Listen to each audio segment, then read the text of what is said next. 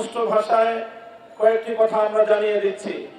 রামগিরি মহারাজ, নীতিশ নারায়ণ সহ যারা আল্লাহ নবীর বিরুদ্ধে কটূক্তি করেছে এবং তাদের সমর্থন জুগিয়েছে, তাদের বিরুদ্ধে ভারত সরকার যদি কোনো পদক্ষেপ গ্রহণ না করে, আমাদের বাংলাদেশ সরকারের প্রতি আমাদের সুস্পষ্ট দাবি থাকবে, ভারতীয় রাষ্ট্রদূতকে তলব করে তাকে স্পষ্ট প্রতিবাদ জানাতে, এরপরেও যদি কাজ না হয় প্রয়োজনে রাষ্ট্রদূতকে বহিষ্কার করতে, তারপরেও যদি কাজ না হয় প্রয়োজনে ভারতের সঙ্গে আমাদের কূটনৈতিক সম্পর্ক ছিন্ন করার আমরা আহ্বান জানাবো।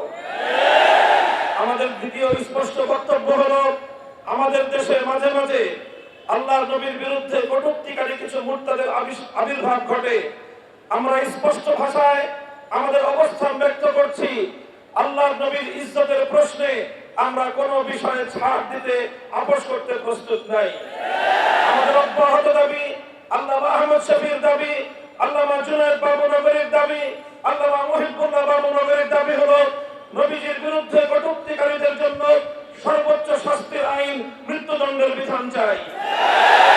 স্পষ্ট ভাষায় আমাদের মহাসচিব সাহেব যে কথা বলেছেন, আমি আবারও স্মরণ করিয়ে দিতে চাই, বর্তমান সরকারকে আমরা সহযোগিতা করছি, আগামী দিনেও সহযোগিতা করতে প্রস্তুত।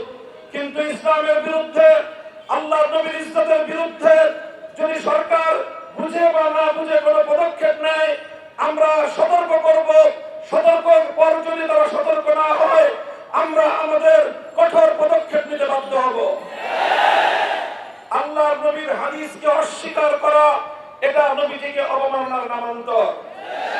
শিক্ষা প্রণয়ন, শিক্ষা সিলেবাস প্রণয়ন কমিটিতে আল্লাহর নবীর হাদিসকে অস্বীকারী দুষ্কৃতিকারীকে ইসলামী স্কলার হিসেবে দেখিয়ে জনগণকে ধোঁকাবাজি, ভৌতাবাজি করার যে তৎপরতা শিক্ষা মন্ত্রণালয় থেকে করা হচ্ছে, আমরা তার তীব্র নিন্দা জানাই।